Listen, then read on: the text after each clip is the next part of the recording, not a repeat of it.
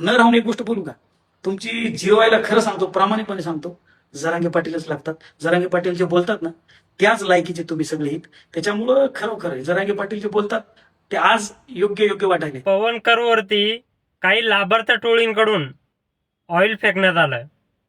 पवन करवर हे एक धनगर समाजामध्ये चांगलं नेतृत्व आहे. मराठा समाज हा ओबीसीला भांडत नाही आहेत. मराठा समाज हा कुठल्या जातीला भांडत नाही आहेत. मराठा समाज हा सरकारला भांडतोय, हे त्याला कळलंय. पण हे कळायच्या अगोदर तो लाभार्थी टोळीसोबत काम करत होता.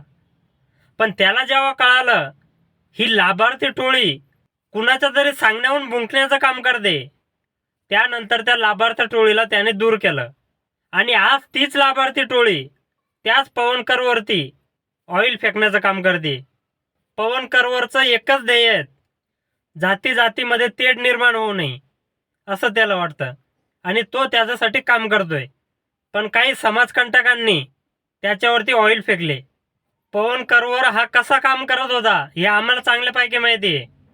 पवन करवरला सांगायचंय, अरे बाबा, ह्या नालायक लोकांना काम करणाऱ्याची जाणीव नाही आहेत, यांना सुपारी घेऊन भुंकणारे पाहिजेत.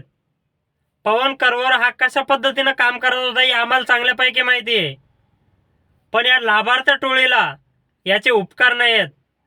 आज त्याच लाभार्थी टोळीनं याच पवन करवरती ऑइल फेकण्याचं काम केलं. आज पवन करवरती फेकला की लक्ष्मण हाके याच्यावर सुद्धा अशाच प्रकारचं ऑइल फेकण्याचं काम ही लाभार्थी टोळी करणार आहेत. त्यामुळं लक्ष्मण हाकेनी लाभार्थी टोळीचा साथ सोडावा अशी विनंती हा पवन करवर करतोय.